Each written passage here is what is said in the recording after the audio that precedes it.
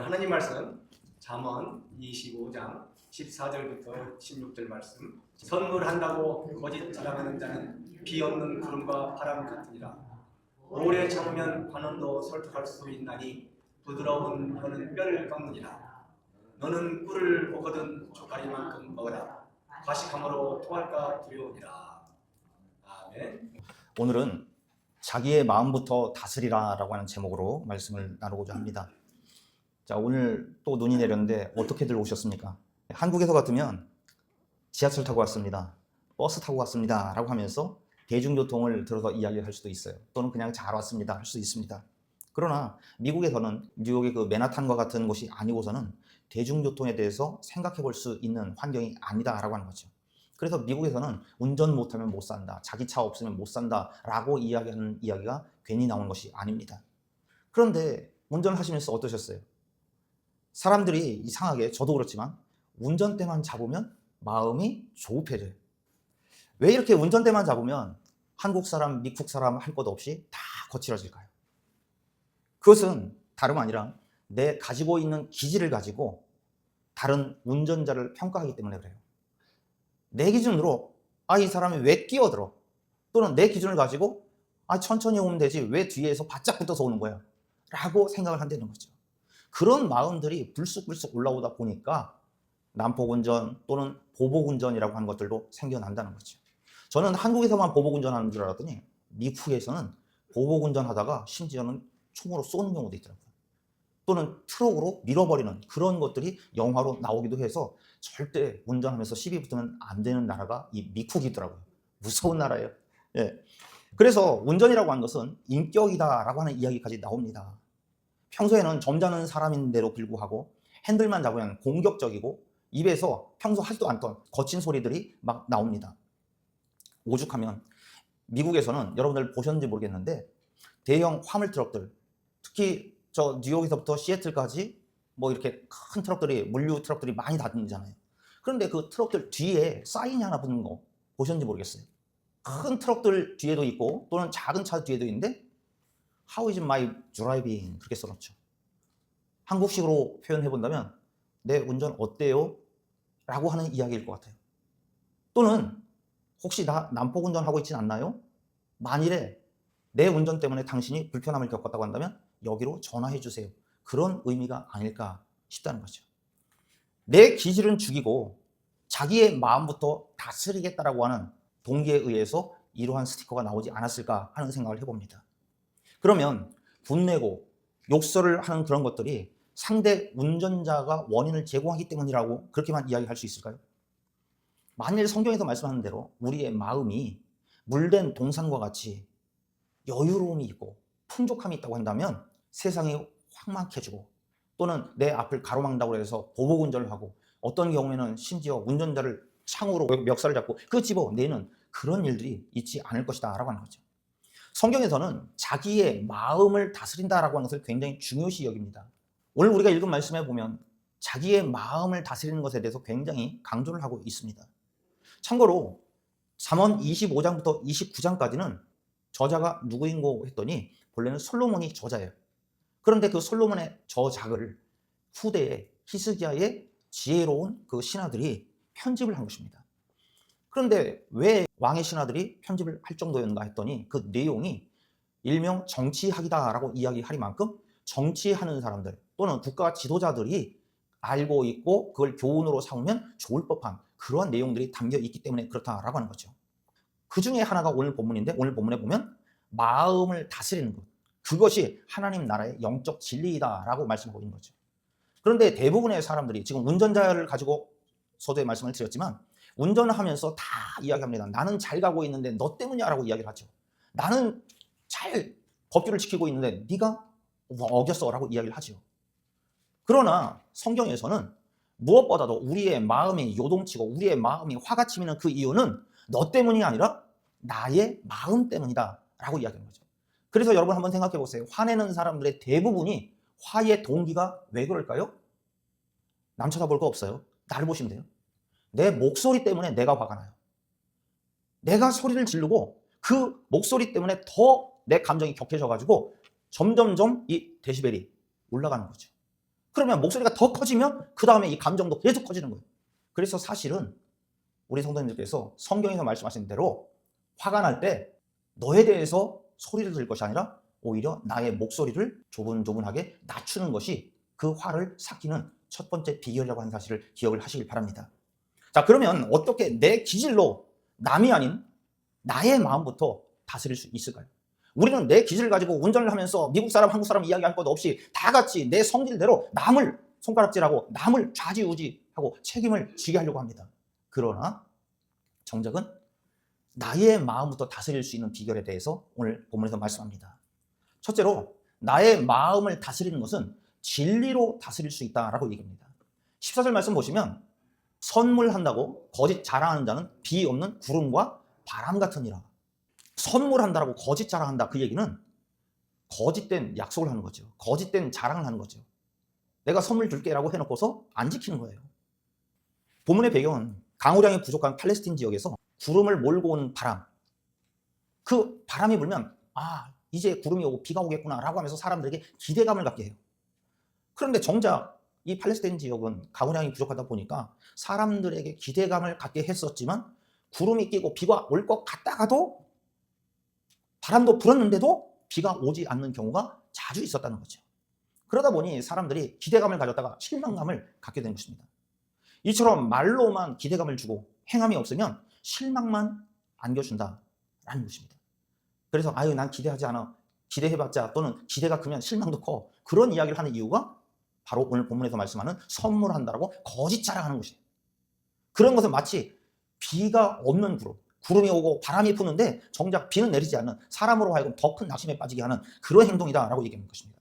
따라서 지도자라고 한다면 나름 남들보다 연륜이 있고 남들에게 존경받을 만한 그런 위치에 있다고 한다면, 우리식으로 이야기한다면 연세 많으신 어른들이라고 한다면 젊은 사람들에게 약속 못 지켜가지고 말부터 앞세움으로 인해서 실없는 사람 되지 말아야 된다라고 하는 것입니다. 그래서 우리 믿음의 사람들은 무엇보다도 언행일치에 대해서 중요하지만, 특별히 나이 든 사람들이, 또 존경받을 만한 위치에 있는 사람들이 적어도 자기 말한 것에 대해서는 책임성 있게 지켜야 된다는 사실을 성경이 말씀하고 있음을 기억하시길 바랍니다. 우리 속담에 보면 못 먹는 씨앗가 소리만 난다라고 하는 말이 있어요. 그러면 씨앗은 무엇일까요? 한민족 대백과사전에 제가 찾아보니까 이게 씨앗이에요. 혹시 기억하시는 분들 계실지 모르겠는데 목화의 씨를 빼는 기구를 이야기합니다. 그래서 못 먹는 씨앗가 저 틀을 먹을 수는 없잖아요. 그런데 씨앗가 소리만 요란하다라고 하는 거죠. 되지 못하는 사람이 큰 소리만 치는 것을 일컬어서 하는 얘기입니다. 이루지 못할 일을 시작을 하면서, 즉 지키지도 못할 약속만 남발을 하면서 사람들에게 소문만 퍼뜨리는 그런 경우를 이야기하는 거죠. 우리 믿음의 사람들이 욕먹는 이유 중에 하나가 바로 먹지도 못한 씨앗가 소리만 요란한 그런 모습으로 우리가 살기 때문에 그렇습니다. 믿음은 무엇인가, 또는 어떻게 된 것인가 생각을 해보니까 믿음은 이 마음에 담는 거예요. 나는 믿음을 가졌습니다 라고 했을 때 믿음이 어디 있을까 했더니 내 마음속에, 그렇게 표현을 합니다. 그래서 믿음은 마음에 담는 것이고, 그러면 마음은 어떻게 나타납니까? 어떻게 표현됩니까? 그랬더니 1차적으로 말로써 표현돼요. 따라서 믿음은 마음에 담기고, 마음에 담긴 것은 말로써 표현된다라고 하는 이야기를 정리해보면 믿음은 곧 말로 표현되어진다라고 하는 거죠. 그러면 오늘 이 아침에 예배하면서 우리 성도님들, 우리의 믿음은 나의 어떤 마음에 담겨져 있는지 한번 생각해 보시길 바랍니다. 나아가 내가 담고 있는 이 믿음을 뭐라고, 어떻게 말하고 있는지에 대해서 한번 돌이켜 보셔야 되는 거죠.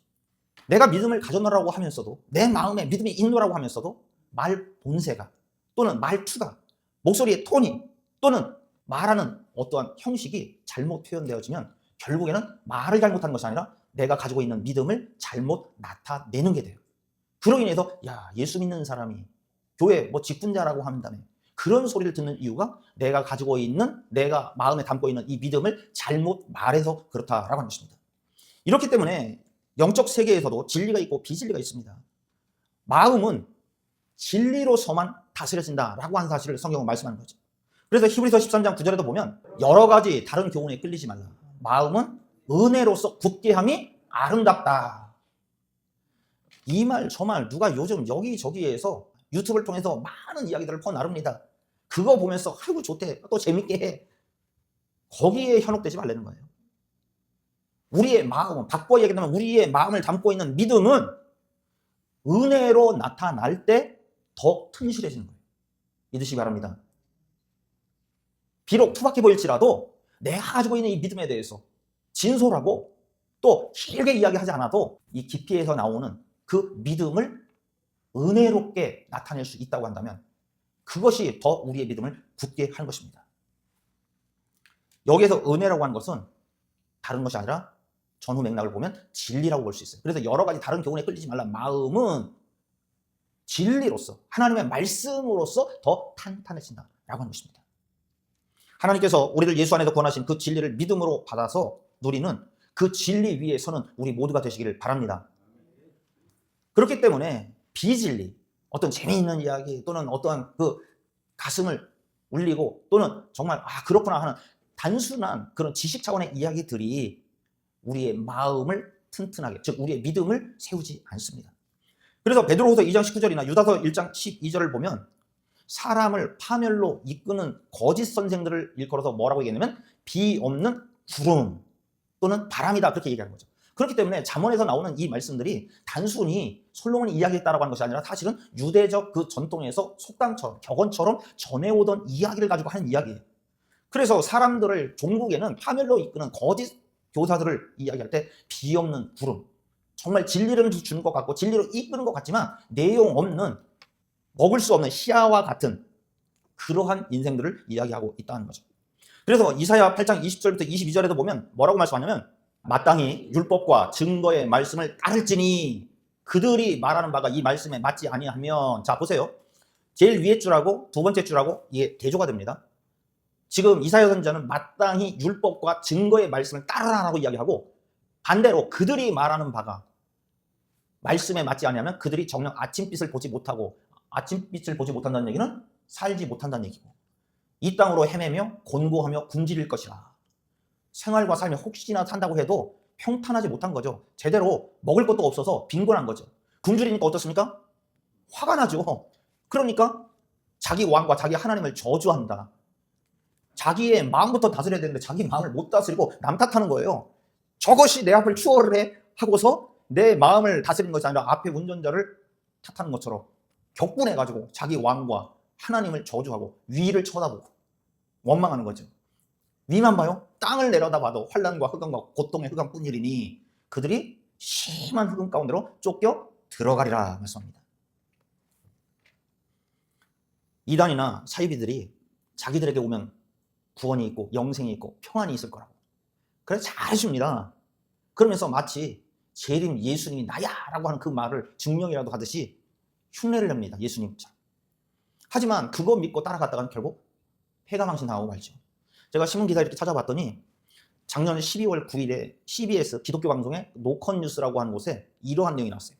이단 사이비 피해가 지난 5년 동안 신고된 피해만 해도 가정 파괴가 1만 4천 건, 재산 피해는 2만 4천 건, 성폭력과 성착취는 150건, 그리고 매년 6천 건 이상 발생해서 심리적 피해를 초래하고 있다라고 얘기했어요. 그 신문 기사에서 또 뭐라고 얘기하냐면 전문가들이 이야기하기를 이건 신고된 사례만 그렇고 신고되지 않은 사례까지 포함을 하면 실제 피해 규모는 훨씬 클 것이라고 이야기했습니다.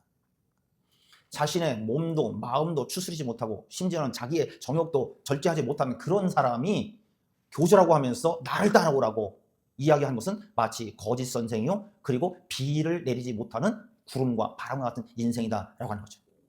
그렇기 때문에 우리는 하나님의 말씀, 율법, 즉 성경 말씀에 근거한 믿음의 삶을 살아 나가야 되는 것입니다. 그래서 우리의 마음의 그릇에 우리의 믿음을 담는다고 한다면 그 믿음을 하나님의 말씀으로 다지고 튼실하게 함으로 인해서 더욱더 진리에 민감하고 진리로 든든해가는 우리 모두가 되시길 바랍니다. 오래전에 남아프리카에서 제 소속 선교회의 세계 선교대회가 있었어요. 그래서 거기를 갔다가 양쪽에 프로펠러가 달린 쌍발 비행기라고 그러나요? 그런 비행기를 타봤던 경험이 있어요. 심지어는 이 비행기가 얼마나 작으냐면은 제가 다른 분하고 한 좌석, 두 좌석이 있어서 같이 앉으니까 그 조종사가 오더니 양쪽 끝에 서로 나눠 앉으래요. 예, 이 밸런스가 안 맞아가지고 비행기가 기운다고. 그런데 타고 가다 보니까 비행기 바닥이 발밑에 구멍이 나가지고 비행기를 타고 갔는데 거기서 막 바닥이 보여요 이렇게. 예. 그런 비행기를 탔던 적이 있었는데 아프리카도 미국과 마찬가지로 땅이 넓어서 이렇게 작은 비행기로 국경과 국경을 넘곤 합니다. 그런데 어느 비행기가 이륙 시간이 됐는데도 이륙을 못하는 거예요. 그래서 왜 그런 거 했더니 쥐가 한 마리 들어온 것이 발견됐는데 그 쥐를 가지고 있는 상태는 나를 수 없다는 거예요. 왜냐면 생쥐가 그 기관을 갉아먹거나 아니면 그 속에 들어가서 죽기라도 해서 뭔가를 막히거나 이러면은 큰 위험을 초래할 수 있기 때문에 그렇다는 거죠. 근 4시간에 걸쳐서 뒤지고 해가지고 그 쇠양쥐를 결국에는 잡아내고서야 출발을 했다라고 하는 것입니다. 이 이야기를 통해서 우리가 알 수 있는 것은 우리의 마음을 갉아먹고 우리의 믿음을 답답하게 하고 꽉 막히게 하는 그런 쇠양쥐 같은 그러한 사탄 마귀가 숨어든다라고 하는 거죠. 그때 몇 시간이 걸리더라도 우리는 반드시 잡아내야 한다는 사실을 잊지 마시길 바랍니다.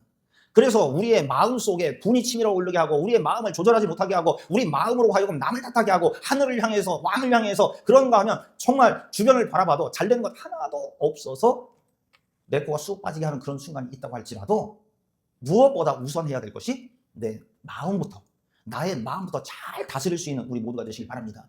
그 다스림의 도구는 다른 것이 있는 것이 아니라 하나님의 말씀으로 나의 마음부터 잘 다스리길 바랍니다. 둘째로 나의 마음의 다스림은 온유하고 겸손함으로 다스릴 수 있다라고 얘기합니다. 15절 말씀에 보시면 오래 참으면 관원도 설득할 수 있다. 저는 이 말씀 보면서요.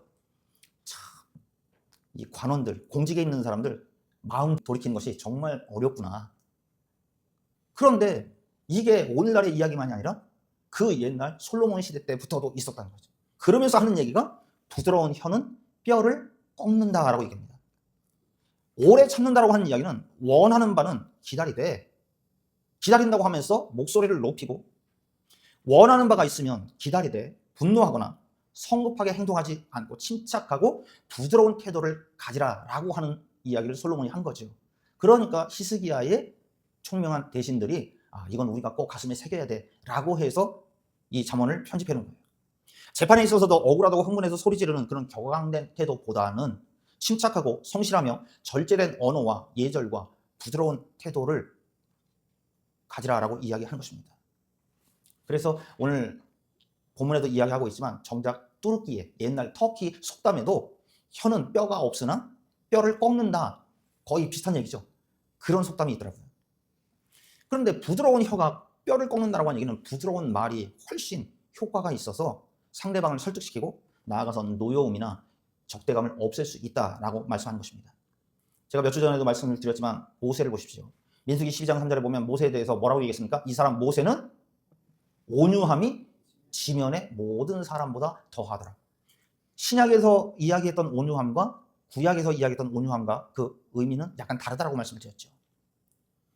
구약에서 이 온유함은 나는 정말 힘들고 또는 내가 해결할 수 있는 그러한 상황임에도 불구하고 이 속에 하나님의 뜻이 분명히 있으려니 또는 하나님께서 이 모든 난국을 해결해 줄 것이라는 그런 믿음을 가지고 기다리는 것이 온유함이다라고 말씀을 드렸어요. 그래서 이 온유함이라고 하는 것, 헬라어로는 신약에서는 또 프리우스라고 표현했는데 이 단어는 야생마를 잡아서 훈련시키면 그토록 날뛰던 말도 주인의 통제대로 순종하는 그런 명마가 되듯이 하나님의 말씀에 나를 내려놓으면 하나님의 명품 일꾼이 될 수 있다라고 하는 거죠.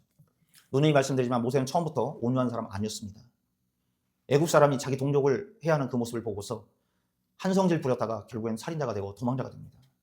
그러나 수많은 연단을 거쳐가지고 결국 자기 기질, 자기의 마음을 다스리지 못하면 종국에는 하나님의 계획을 망친다라고 하는 것을 깨닫고 나서야 자기의 마음을 다스릴 줄 아는 인생이 되었더라라고 하는 거죠. 이처럼 내 마음부터 잘 다스리면 당장은 내 기질을 발휘하지 못해서 내 성질대로 못 살아서 화가 날 수 있지만 하나님의 뜻을 이룰 수가 있는 것입니다. 나를 죽이고 나를 낮출 때 하나님의 은혜가 우리의 마음을 다스려줍니다. 반면에 잘난 척하고 교만한 그러한 영적 생활을 하게 되면 나는 나타날 수 있지만 하나님의 영광이 가려지게 되어 있는 것입니다. 뭔가 기본에서 떠나 있는 그런 인생이 되는 거죠. 나를 나타내면. 기본에서 벗어날 때 결국 마음에 문제가 생기고 나의 마음을 다스리지 못함으로 인해서 주변에 나아가서는 하나님의 영광까지도 가리는 그런 상황이 되는 것입니다. 16절 말씀에 보시면 너는 꿀을 보거든 조카리만큼 먹으라 라고 했어요. 팔레스틴 지방에서 보면은 이 바위 틈에 또는 나무 사이에 이 천연 꿀들이 이렇게 있는 경우들이 있어요. 심지어는 삼손의 이야기 속에서도 보면 죽은 사자 그 몸속에도 꿀이 있는 그런 경우가 있잖아요. 이렇게 꿀이 영양가가 있고 또 달기는 하지만 과식하면 역해서 토하게 되는 거죠. 저도 어렸을 때 보면은 이 기관지가 늘 약하고 그래가지고 어머니가 그 꿀을 이렇게 구해다가 토종꿀을 그러면서 그 꿀을 한 수저 떠가지고 목에다가 이렇게 넣고 있어요. 그럼 이게 너무 진해가지고 삼키지도 못하고 나중에 구토가 나는 그런 경우를 경험해봤습니다. 근데 잠언 기자가 바로 그걸 이야기하고 있는 거죠. 적당히 먹으면 몸을 따뜻하게 하고 면역과 해독력을 높이고 활력을 주는 것이 바로 꿀입니다. 그런데 과하게 먹으면 토할 수밖에 없는 거죠. 어느 한쪽으로 좋다고 해서 다 좋은 것이 아니니까 과해서는 안 된다라고 하는 거죠. 여러분, 삶의 행복은 외부로부터 오는 줄 알고 사람들은 행복을 찾으려고 합니다. 바꿔 얘기하면 행복은 다른 사람이 주는 줄 알고 그 행복을 갈망해야 합니다. 그러나 삶의 행복은 외부로부터 오는 것이 아니라는 거죠. 내 마음에서부터 오는 것이기 때문에 내 마음부터 잘 다스리면 행복할 수 있는 것입니다. 사람들은 조건과 상황에 따라서 내가 행복할 수 있고 내가 기쁠 수 있다고 생각을 하면서 이것이 갖춰지지 않으니까 내 앞에 있는 사람을 향해서 하나님을 향해서 그런가 하면 지도자들을 향해서 목소리를 높입니다. 그리고 자기 분에 또 그 성이 더 돋구어지죠. 그러나 기쁨의 근원은 항상 내 마음에 있다는 사실을 잊지 마시기 바랍니다. 상황이 여유롭지 않고 나만 힘든 것 같은 그런 마음이 드십니까? 그때 우리는 머리보다 마음으로 살라라고 하는 이야기를 기억하시기 바랍니다. 머리로 계산하면서 사는 것이 아니라 이 마음에서 우러나는 그 뜨거움으로 살 수 있어야 돼요. 이런 마음을 가지면 이기적이지 않고 섬기면서 살 수 있는 것입니다. 하나님께서는 이런 마음을 가진, 즉 이러한 믿음을 가진 사람들에게 필요한 것도 채워주심을 믿으시길 바랍니다. 하나님께서 우리를 하나님의 나라와 또 제사장으로 삼으셨습니다. 우리 자체가 하나님의 나라입니다. 그러므로 하나님을 나의 왕으로 삼고 하나님의 뜻대로 잘 다스려 나가는 나의 지도자가 되시길 바랍니다. 그러므로 우리 모두가 진리로 온유와 겸손으로 균형을 맞춰가면서 살아갈 때 나도 잘 되고 내 주변도 잘 되고 하나님의 영광도 드높여질 것입니다. 우리 말씀 보고 마치신데 잠언 16장 32절 보시면 노하기를 더디하는 자는 용사보다 낫고, 자 이제는 핸들 잡으시고 노하기를 급하게 하지 마시고 노하기를 어떻게 하셔야 돼요? 더디하시면 티켓도 안 먹을 뿐만 아니라 그 어떤 용사보다도 네이비실보다도 낫다라고 하는 거죠. 그리고 자기의 마음을 다스리는 자는 성을 빼앗는 자보다 낫다. 내 마음부터 다스릴 수 있다고 한다면 그 어떤 것을 얻는 것보다도 내게 유익이 된다라고 하는 사실을 믿으시길 바랍니다. 또 잠언 4장 23절에는 이렇게 말씀합니다. 모든 지킬 만한 것 중에 더욱 내 마음을 지키라. 생명의 근원이 이에서 납니다. 최우선적으로 내 마음부터 지키라고.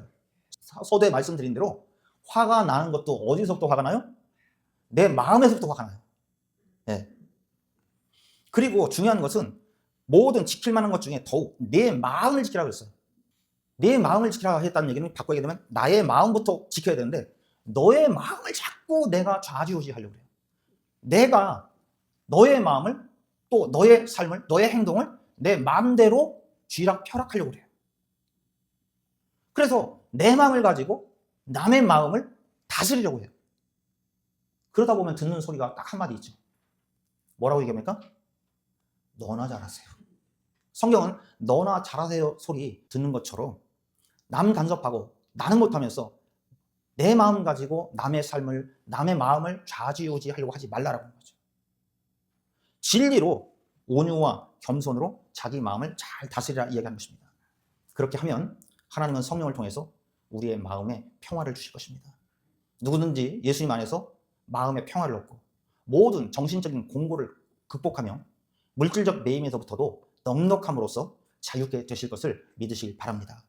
무엇보다 이번 한 주간 우리의 마음부터 잘 다스리며 사는 귀한 날들 되시기를 부탁드립니다. 기도하겠습니다.